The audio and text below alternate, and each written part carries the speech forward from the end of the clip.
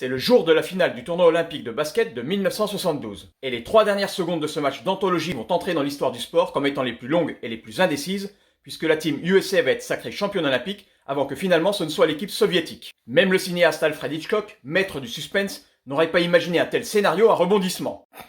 Basket, rebondissement, non laisse tomber. Bon allez, je t'explique. Bon, déjà, n'oublions pas le contexte. On est en pleine guerre froide. Les USA sont les favoris du tournoi. Ils ont décroché 7 médailles d'or olympiques consécutives sur 7 possibles et se hissent logiquement en finale. Bilan cumulé, 63 matchs olympiques, 63 victoires. Leurs adversaires, l'URSS, ennemi juré, qui leur infligera leur toute première défaite dans la compétition. Défaite très controversée, vous allez comprendre. C'est la fin du match. Le score est de 49-48 pour les soviétiques. L'américain Doug Collins est au lancer franc. Il réussit ses lancers et c'est à ce moment que le match bascule dans la légende. Il ne reste plus que 3 secondes à jouer et le score est de 50-49 pour les Américains. Les Soviétiques font leur remise en jeu, mais le jeu est arrêté à cause d'un temps mort demandé par le banc. L'arbitre décide donc de redonner 3 secondes et de faire rejouer la dernière action. Mais l'arbitre remit la balle en jeu avant que le chrono ne fût réinitialisé à 3 secondes.